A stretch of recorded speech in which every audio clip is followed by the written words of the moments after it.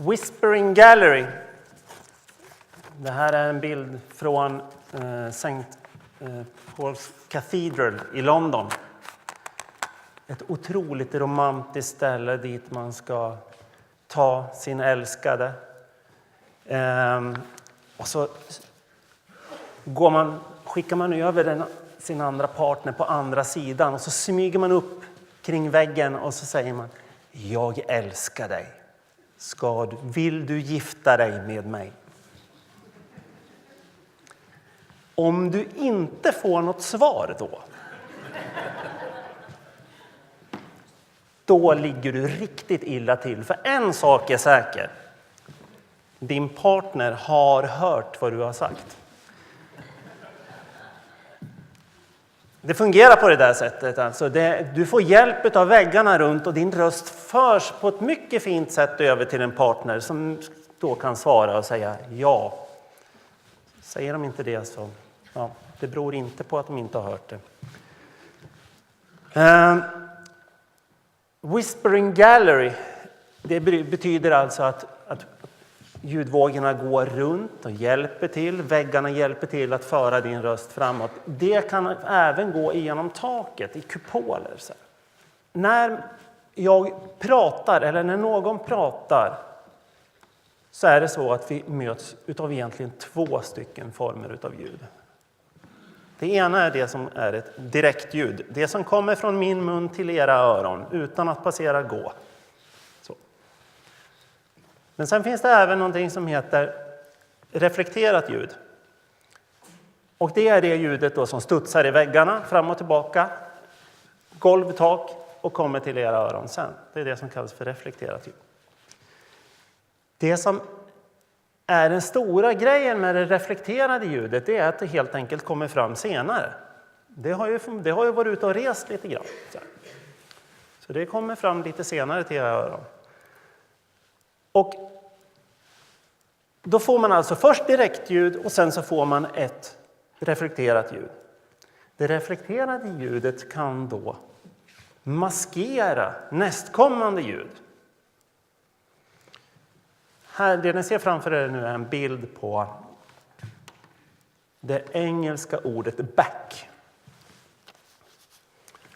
Om ni då tittar på tiden mellan ba och k. Det är 0,32 sekunder. Och dessutom är det så att vi uttrycker ba mycket, mycket starkare än k. Det skiljer 25 decibel. Om man då tittar på den streckade linjen som går där uppe. Det visar på hur det klingar av, ljudet klingar av i ett rum med 1,5 sekunds efterklangstid.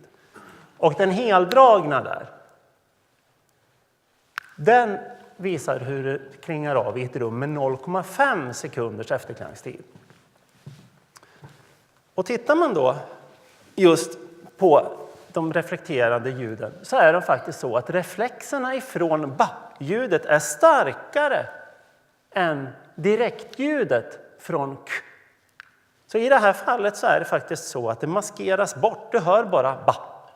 Och sen så k är borta. Du kommer inte höra det.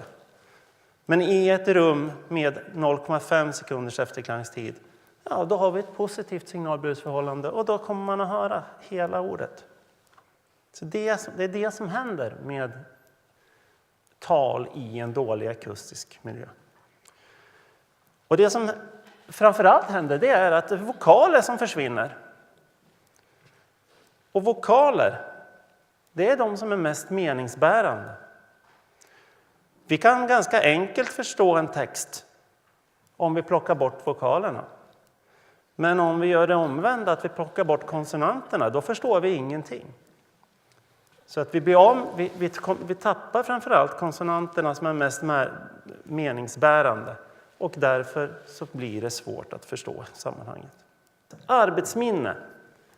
Om man har stort arbetsminne, då är man bra på matematik, man är bra att läsa, man är bra att läsa fort, man räknar fort, man hoppar högt. Nej, men alltså, det korrelerar med alla positiva egenskaper mer eller mindre. Det är otroligt viktigt. De som har ett bra arbetsminne, de har det lätt i skolan så att säga. Det är ingen skillnad. De med högt arbetsminne och de med lågt arbetsminne, de hör orden lika bra. Det är den blå och den röda linjen som visar på det. Det är ingen skillnad däremellan. När det kommer till minne däremot, då händer någonting i de sista 2 betingelserna. De betingelserna där det är som sämst. I den ljudmiljön som det är som sämst, där skiljer det sig åt. De som har ett lågt arbetsminne, de presterar mycket sämre där. Så det är alltså de elever som redan har det svårt i skolan, det är de som blir hårdast drabbad också utav en dålig akustik. Det som jag vill att ni ska ta med er från den här föreläsningen, det är att det är inte tillräckligt att höra vad som sägs. Om det är en dålig akustik som vi måste koncentrera oss och lägga massa resurser på att bara höra vad som sägs, ja då kommer